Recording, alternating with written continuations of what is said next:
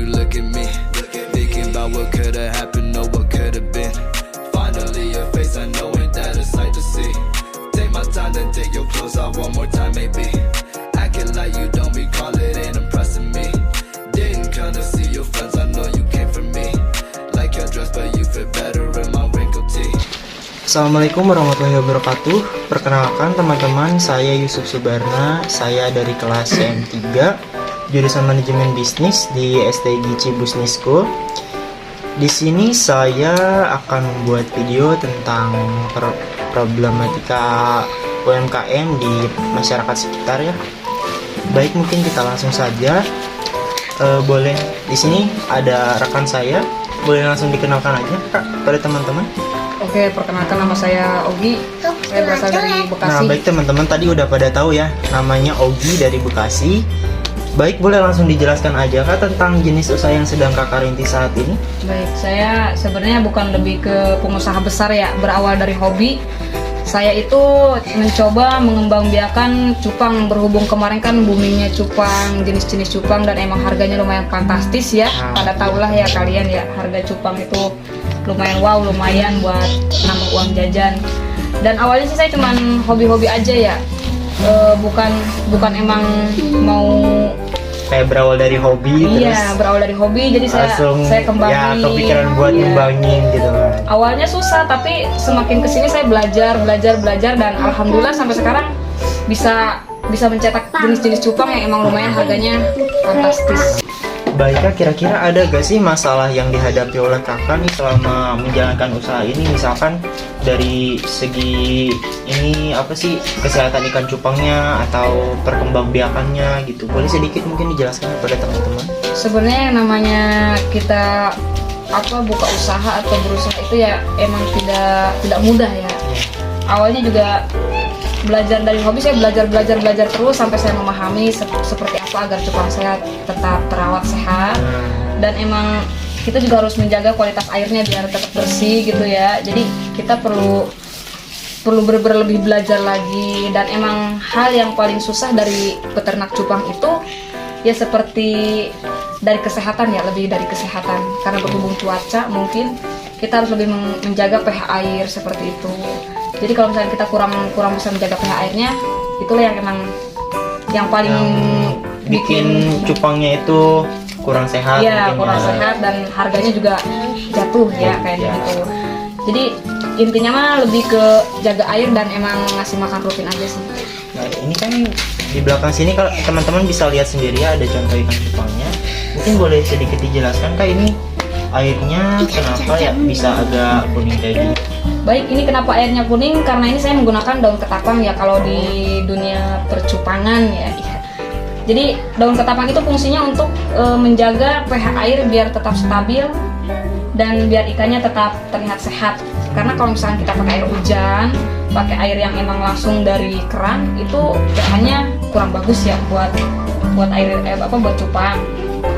Jadi ya itu sih sebenarnya menurut saya mudah gampang ya ternak cupang itu.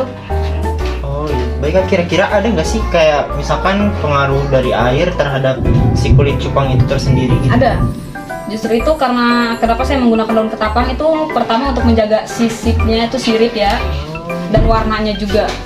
Baik Kak, mungkin selain air ada lagi nggak sih yang kira-kira bisa membuat ikan cupang itu tersendiri menjadi lebih sehat gitu, kulitnya jadi lebih bagus lagi? Ada. Kalau itu sih yang bikin ikannya kita juga tetap sehat selain air, itu pakan. Ya, jadi kalau misalkan pakan itu usahakan kita itu pakan hidup ya. Kalau misalkan karena cupang itu rawan sekali sama yang namanya pakan yang instan. Ya, jadi kalau pakan instan kita terus kasih pakan instan itu sangat berpengaruh buat kesehatan si ikan cupang tersebut. Iya. Selain pakan juga ya itu suhu ruangan atau ya cuaca lah. Oh iya. Berarti itu sangat berpengaruh juga, gak mungkin taruh tempat yang panas banget gitu misalkan. Kalau misalkan kita taruh tempat panas ya tahulah. Iya. Mungkin boleh dijelaskan Kak tentang tadi pakan hidup itu apa misalkan contohnya gitu? Iya, baik. Kalau misalkan pakan hidup itu buat cupang tersendiri itu ya ada dari jentik nyamuk, dari kutu air, plankton ya, mungkin lebih tepatnya plankton. Itu sih yang mempengaruhi buat daya tahan tubuh cupang dan pertumbuhan cupang biar lebih terlihat sehat dan warnanya bagus. Tadi mengenai air, kita balik lagi ke air gak apa-apa nih ya? Iya, nggak apa-apa. Dalam penggantiannya kira-kira itu berapa hari sekali, boleh dijelaskan? Baik, kalau misalkan untuk saya ya, kalau misalkan dalam soliter ini saya penggantian air itu mulai dari 3 hari sekali dan paling lama itu 1 minggu sekali. Ya, karena berhubung emang ini kan soliter ya, tanpa filter air, jadi kalau misalnya kita lama tidak menggantinya ya itu berpengaruh Kotor juga ya, mungkin berpengaruh bakal juga kotor. sama kesehatan ikan cupang, seperti itu sih. Oh iya, mungkin kalau ini tentang makanannya gitu Kak, tadi kan ada pakan hidup ya. Oh iya. Tapi kalau misalkan dalam segi pengasihan makannya itu dalam sehari itu berapa kali kira-kira? Kalau untuk saya sendiri ngasih makan cupang-cupang saya ini sih lebih ke 2 kali dalam sehari ya. Kalau misalkan pakan hidup saya kasih pakannya cukup 2 kali dalam sehari, pagi sama sore aja sih itu. Mudah kok, ternak cupang itu mudah. Ya sebenarnya sih kita lebih ke sama-sama belajar lagi.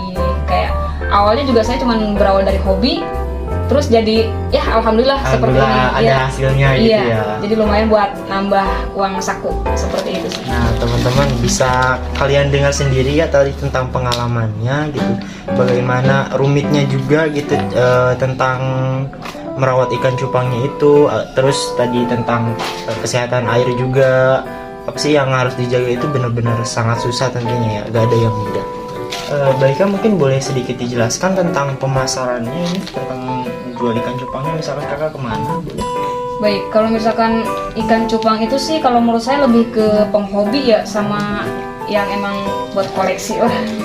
Jadi kalau misalkan saya lebih ke di sosial media sih. Sosial jualnya. media. Iya. Kira-kira ada gak sih kayak fokus pemasarannya, misalkan lebih ke anak-anak atau ke orang dewasa gitu Kak, boleh dijelaskan? Iya, jadi kalau untuk cupang ini kalau menurut saya random sih ya.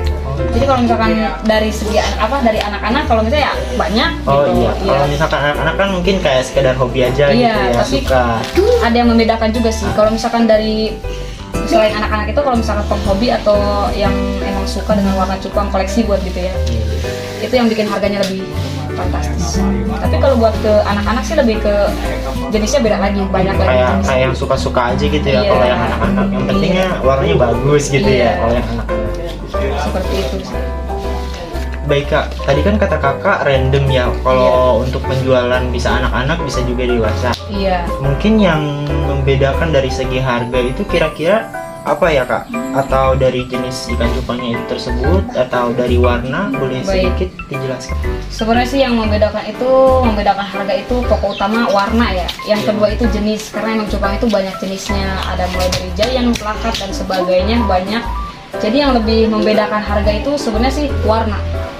Dari warna itu biasanya kan kalau penghobi sama anak-anak itu beda. Kalau misalkan anak-anak kan cuma sekedar udah warnanya satu warna ini udah pasti mereka suka. Tapi kalau untuk koleksi atau Koleksi penghobi gitu ya penghobi cupang itu mereka lebih ngelihat ke kayak dari jenisnya, dari corak warnanya, itu sih yang lebih bikin harganya fantastis. Iya, lebih kayak banyak variasinya mungkin Iya, ya. karena emang di kalangan para koleksi cupang itu yang lebih dilihat sih corak warna yang lumayan eksotis gitu ya. Iya, Dan iya. itu juga yang lebih bikin harganya lumayan naik. Iya. Iya. Nah Kak, mungkin dari segi pemasaran ini kira-kira kakak ada nggak sih sedikit tentang kesulitan, mungkin bisa dijelaskan nggak Kak? Iya, kalau kesulitan sih ada. Kesulitan itu dalam artian ya seperti kalau misalkan lagi turun naik ya, kalau lagi emang kemarin kan cupang sempat booming tuh. Jadi kalau misalkan lagi booming ya kita juga lebih gampang buat nawarinnya gitu ke buat orang-orang. nawarinnya. Tapi kalau untuk sekarang ya lagi di Ya, bawah, itulah yang emang satu kesusahan untuk saya memasarkannya gitu. Kalau misalnya faktor keduanya sih kesulitan memasarkan itu lebih ke banyaknya pesaing-pesaing yang emang modalnya lebih tinggi dari saya. Dan juga lebih banyak jenisnya lebih mungkin banyak ya. jenisnya. Karena kan kalau saya cuman baru belajar, jadi nggak terlalu banyak jenis ataupun emang cupang yang emang harganya tuh lebih Wow. wow gitu ya. Saya sih cuman belajar dari otodidak sendiri gitu. Ya, tidak seperti para breeder-breeder lain yang emang mengembangbiakan dengan modal yang cukup tinggi. Sangat tinggi ya. Iya. Jadi ya lumayan lah ya Kak. Iya, jadi imbang lah. Untuk Heeh. pengawal-awal usaha Iya, gitu ya. kalau Jadi menurut saya imbang. sedikit demi sedikit gitu Kakak juga bisa mengembangkan Iya. dari mulai hobi Kakak hingga menjadi ya lumayan buat tambah-tambah kantong gitu Iya ya. benar. Tapi kalau misalkan untuk para penghobi cupang, koleksi itu sih ya tidak memandang breeder itu dari jenis cupang yang mahal atau gimana. Intinya mah kalau misalkan kita nernak cupang dengan corak yang emang langka, bagus, kita bisa mencetak warna cupang yang emang lebih bagus, lebih wow. Jadi itu- otomatis ya harganya itu iya, langsung. Oh. iya. Jadi ini para koleksi tuh tetap mencari gitu. Walaupun dari Iya. jenisnya misalkan jenis yang sering banyak ditemui gitu. Betul. Tapi kalau misalkan Kalau warnanya coraknya kurang bagus, itu sih ya kurang diminati juga ya. iya kurang diminati Oh. juga di kalangan koleksi gitu, para penghobi cupang. Kalau menurut saya sih begitu. Baik Kak, tadi kan kata Kakak Kakak menggunakan sosial media untuk media promosi si ikan cupang tersebut ya. Iya. Mungkin boleh disebutin media apa yang Kakak gunain? Untuk sejauh ini sih saya masih menggunakan Facebook ya. Seperti saya nge-share di grup, kan ada khusus komunitas pecinta ikan cupang. Iya, iya. Ya. Lebih ke di Facebook aja sih menurut Facebook saya, aja. tidak sosial media yang lain. Kalau menurut saya sih kayaknya kalau cuma di Facebook doang gitu ya kayak Iya. kurang efektif gitu ya. Maaf Kak sebelumnya, Iya. mungkin boleh saya ngeluarin usulan saya nih buat Iya, Kakak. silakan.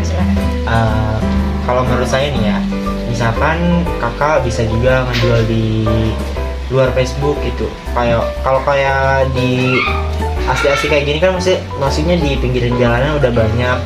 Nah mungkin Kakak bisa membuat kayak official akun kayak gitu, misalkan di Instagram, di YouTube. Bisa juga kan sekarang lagi booming-boomingnya TikTok tuh ya. Iya. Kakak bisa ngepasarin di TikTok, misalkan kayak bikin keseharian Kakak gitu, kegiatan keseharian dalam nernakin si ikan tersebut gitu. Jadi kan kalau ada viewersnya banyak, nah lumayan kan kalau misalkan ada yang minat juga gitu. Iya.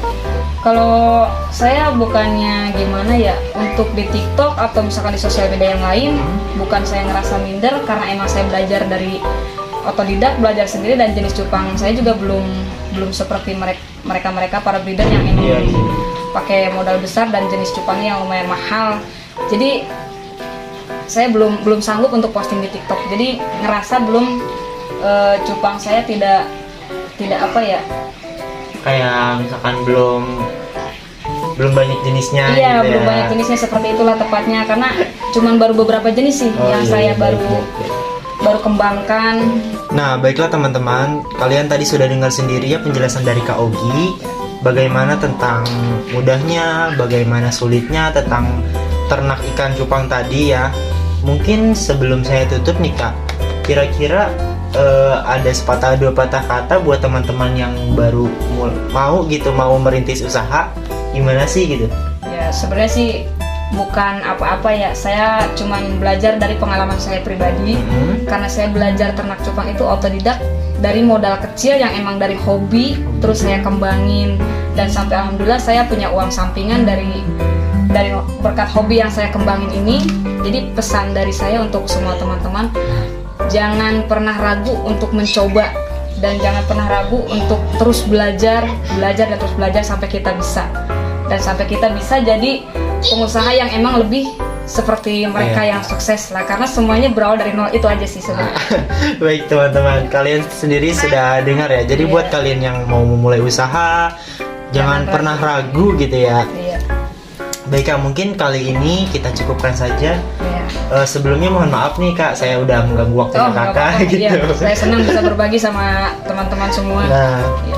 baik Kak, mungkin makasih ya Iya, untuk waktunya sama-sama, siap. gitu. Iya. Terima kasih teman-teman. Wassalamualaikum warahmatullahi wabarakatuh.